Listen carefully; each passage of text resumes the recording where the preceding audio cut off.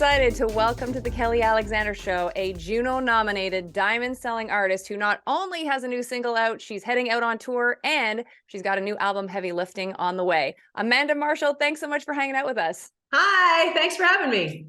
So I wanted to start off by saying there has been such excitement when you made the announcement that you are back with new music, a tour. And I just wanted to know, like, did you expect this? Because I've been talking to some of my colleagues at the radio station and just some friends. And like the minute the news came out that you were coming back, everybody was like, oh my God, I love her. Well, that is so sweet and very gratifying. And I have to say, it has been an extraordinary few weeks. I had zero expectations. If there's one thing I've learned from my time and tenure in the music business, it's that nobody knows anything about anything ever. So I had no expectations, but the feedback has been immediate and amazing. I've been getting calls and my phone has been blowing up with calls and emails and texts and messages. And it's really, really been an amazing, amazing few weeks. So it's very, very gratifying and very exciting. And I'm very humbled by, this really warm reception we're getting.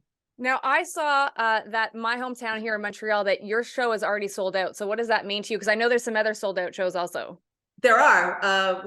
We're sold out in Toronto. We're sold out in Montreal. There's a couple of others. I am sort of in shock, and I love Montreal. And it's funny because the venue that we are playing in Montreal, the Corona Theater, is also the venue where we filmed, I think in 2001 or 2002, we filmed a DVD. We filmed a live show for a DVD. I love this venue. So I was really excited to come back to play it again, and to have sold it out in just a matter of hours was sort of amazing. So I'm sure we'll be back again for the people who haven't gotten to see the tour this time. But yeah, we're so excited to be back. Now, for all of us who love you so much, it's been a minute since you've put out an album. And so I wanted to ask you, are you nervous? Are you excited for us to hear it? Like, where's the emotions lie? And what do you want us to take away from the album? I'm really excited for everybody to hear it. This is the first record that I have written and produced myself. And I did it sort of purposefully. We did it that way. I'm excited for people to hear it, mostly because I love it.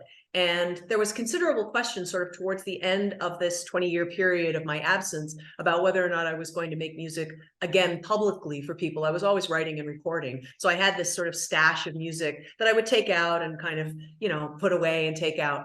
And around 2017, I kind of got a push from a friend who's an American record producer who I was on the phone with, who said to me, sort of, what are you doing? And I said, oh, I don't know. I was being kind of flippant. And I said, I think I'm going to paint the bathroom. And he said, I don't like this. I don't like this. I said, what? He said, I don't like you not doing things. You're too young to retire and you're too good not to try. And I sort of thought, that kind of hit me right in my ego. And I thought, that was sort of the kick that I needed to kind of get into high gear. Of course, just as we finished the record and committed to the tour and we're ready to go back out on the road, the world shut down. So we've really had time to marinate with these songs. And I'm really excited for people to hear them, mostly because I have a substantial amount of faith that audiences are receptive to hefty, substantial pieces of material. And that's what this is. It really is a substantial record. It's not an entirely confessional record. It is in some ways, but not I think in ways that perhaps may not be immediately obvious to the audience. So there are a lot of layers, there are a lot of parts, and a lot of, it's really gratifying on repeat listen, because there's sort of something to pick out on every different listen. So I'm really excited for people to hear it. And the genres that are on it, like, are you kind of like dabbling in different things? Because I know, like, there's the pop rock part of you, there's the R&B part of you, like soul. Mm-hmm. So, like, are you feeding all of those parts? Yeah, the best compliment I've had about it thus far is a friend of mine said the other day, it sounds like you, but now.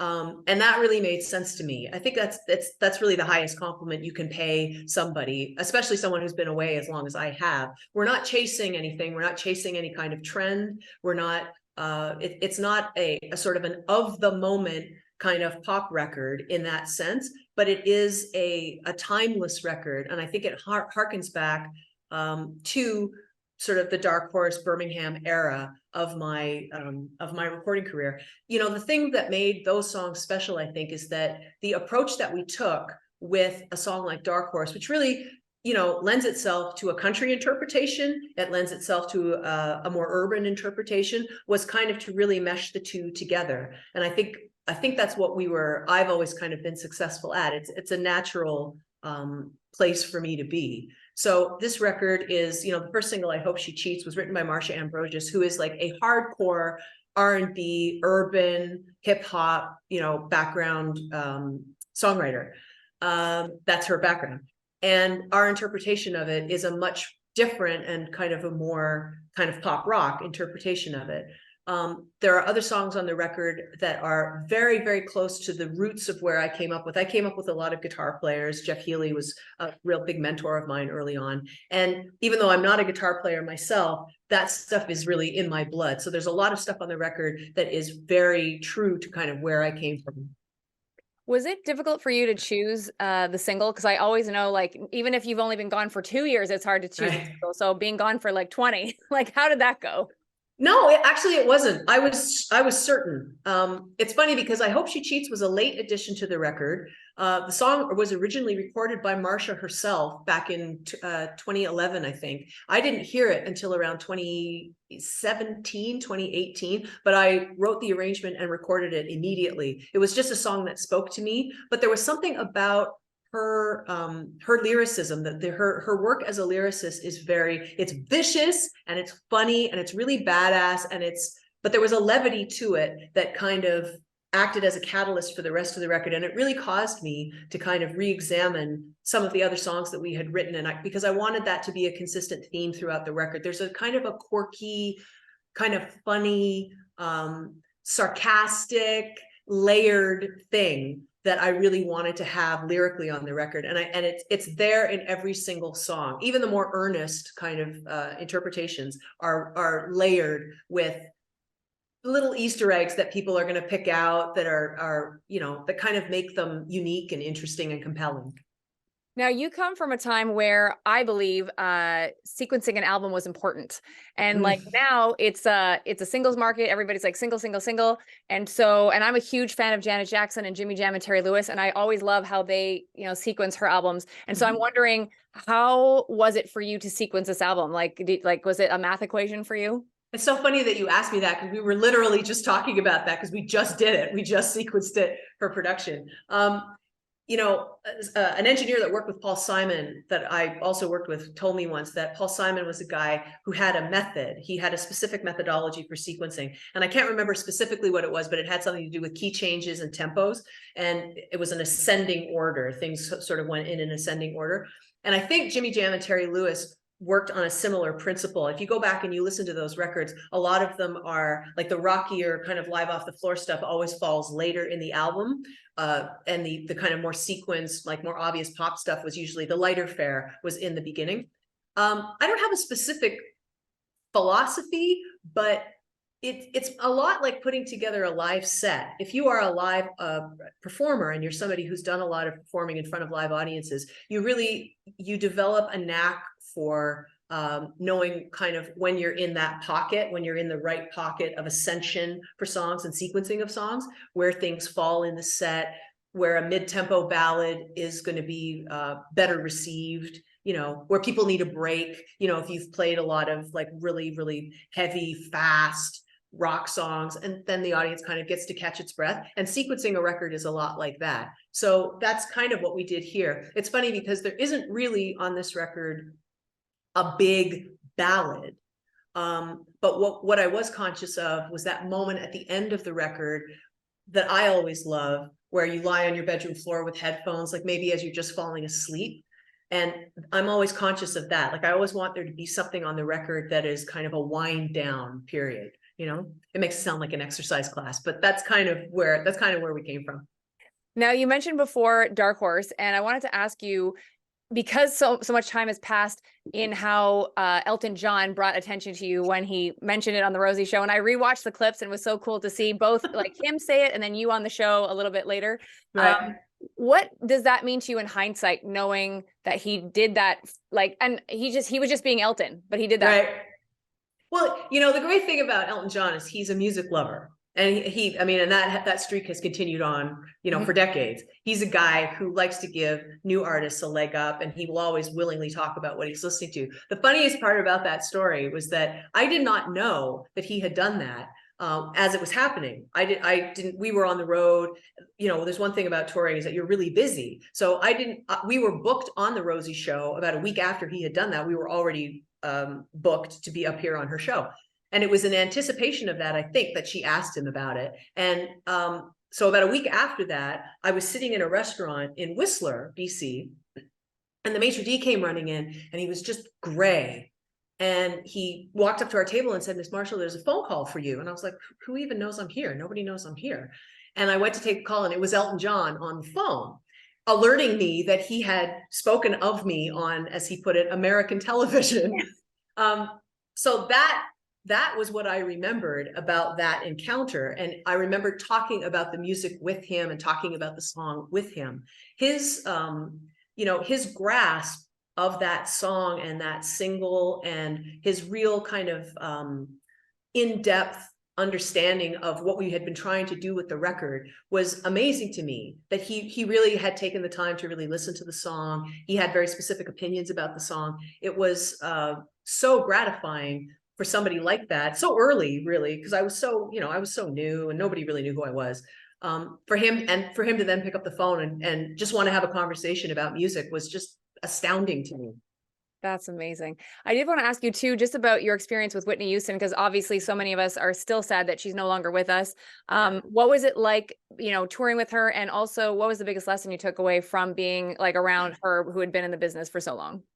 That is, it's a big question, and it's really kind of hard to talk about, not because it makes me sad, but just because that was probably one of the most meaningful experiences of my life as a creative person, but also personally. It was the first time that I had toured with someone whose posters I had grown up with on the wall. And I don't think it matters what genre you know, of singer you are. Whitney was somebody that everybody, all of us, all singers everywhere grew up with her poster. If you didn't grow up with the posters on the wall, you grew up with the album in your collection, you grew up, she was aspirational to everyone. When we got the chance to tour with her, the first thing I told my manager at the time was, I don't care what we have to do to get on the tour. You know, I don't care if our set is 10 minutes a night. I'll sweep the stage. All I want to do is just be able to stand on the side of the stage and listen to that voice come through those monitors. And I consider it, honestly, one of the really great honors of my life that I got to do it. It makes me furious that she's not here. But that tour it was a glimpse, first of all, into true celebrity, like real. We had been on tour with other people, but to see somebody operate at that level was personally very, very meaningful to me. It gave me a whole different perspective on fame, not all of it great. It gave me a deep perspective on how I wanted to kind of, you know, what I wanted the trajectory of my life to be and my career to be. And honestly, just to listen to her sing every night. There was one night in particular on the tour when we were in the middle of our set, and she walked out and started singing with me. And I can't describe to anybody what that feels like. You know, there was another night when we were, you know, I was standing on the side of the stage with Sissy, her mom, and she just was like, "Come on up." That is remarkable for a singer of that caliber, for someone who has no interest really and no reason, no compelling reason to really lift somebody else up like that was remarkable to me. She was remarkable. Now, in preparation for our chat today, I have literally gone through every social media post, your YouTube channel, like everything I could get my hands on, I've done it. And one of the things that really has stuck out to me over the last couple of weeks of getting prepared for this is you just seem in such a happy place, and you're like exuding positivity and like joy. Is this an accurate observation?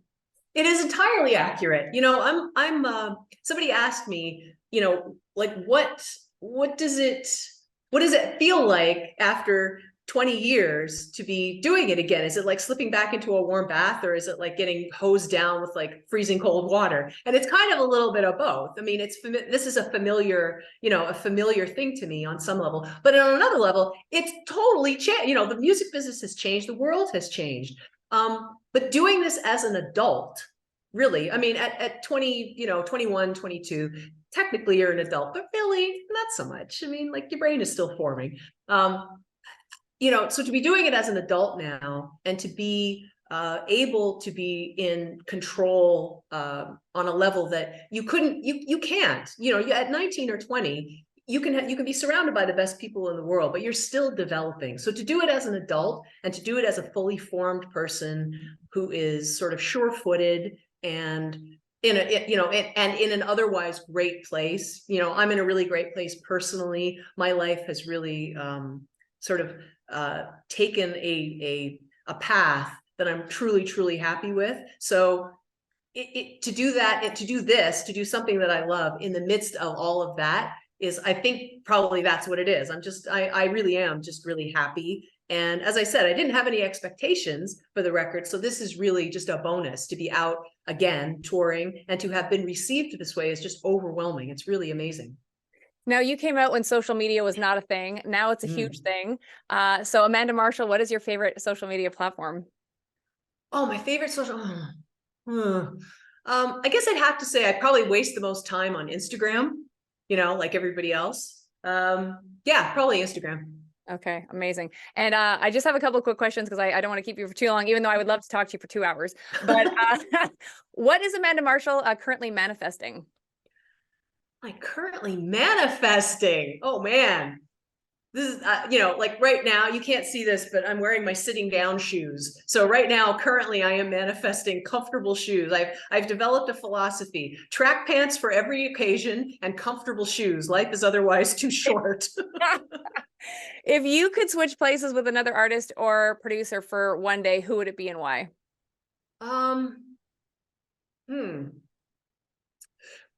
Probably, I feel like everybody says this, but probably Prince. He's someone that I never got an opportunity to meet or work with, but he's someone that I would have just liked to have sort of seen how the sausage was made with him. I know people have worked really closely with him, but he's a guy that, like, hearing the stories secondhand isn't enough. I really would have liked to have sort of seen that up close.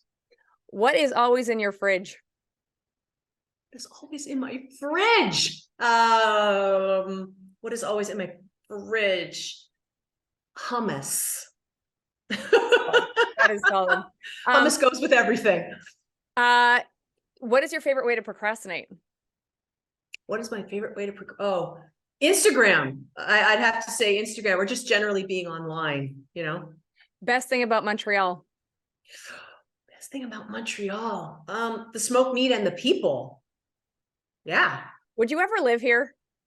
I almost did. I actually almost moved to Montreal. At a certain point, there was a question as to whether or not I was going to live in Montreal. I spent some time in Nova Scotia when I was a kid. We lived there for 3 or 4 years, and we would drive on the weekends from Halifax. We would make the drive to Montreal to, like, go shopping and eat and stuff. And I love Montreal. I grew up going back and forth to Montreal, and in my late teens, I was like, I think I moved to Montreal. But then I started playing music in Toronto, and it sort of went from there. And I wanted to ask you this. There's so many amazing artists in Canada nowadays. You are someone who I'm sure has influenced so many of the ones who are out now. Of the ones who are out now, or even let's say like an Alanis Morissette, who would Amanda Marshall like to collaborate with on the Canadian level? Oh boy, that's a really good question. I feel like we don't see enough, like, women collaborating. I know Tennille Townes is, like, tearing it up on the country scene right now, and I think that kind of juxtaposition, like, I feel like you see like, like Shania with what's his name? Oh no, I'm forgetting his name. Harry Styles?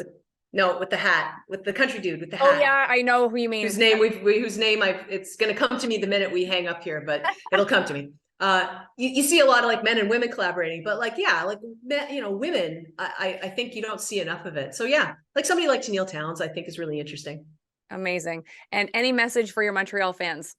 Just that we can't wait to see everybody. I'm so excited to be coming back to Montreal. there's so many, the thing about Montreal, in addition to just the regular folk who are coming out to the show, is there are so many great musicians in Montreal. I have worked with so many great musicians from Montreal. They've been in my band. Ironically, a couple of them were with me on that Whitney tour. So we have a long storied, really tight history with Montreal. So I can't wait to come back. I haven't been back since way before the pandemic. So we're really excited to come back. Well, it has been such a joy to have you on my show. And on behalf of all your fans in Montreal, and I want to even say across the country, thank you for coming back. Please don't leave us again. I won't. Thank you so much. It was really, really a pleasure talking to you. Hey, it's Kelly, and I just want to take a moment to thank you so much for all of the support that you continue to show The Kelly Alexander Show and our latest program, Just Dance, that I co-host with award-winning choreographer Tina Landon. We've been having so much fun on Just Dance, and we'd love for you to be a part of it. We've done interviews with Brian and Scott Nicholson, who work with Ariana Grande, RJ and Nick, who work with Pink and Katy Perry, Luther Brown, who works with our girl Janet Jackson, and the list goes on. And we also have many surprises coming for you in this coming year. So please sign up and join us to have lots of fun. hy.page/Kelly Alexander Show, our YouTube channel as well, youtube.com/Kelly Alexander Show, and our newsletter, which is kellyalexandershow.com/subscribe.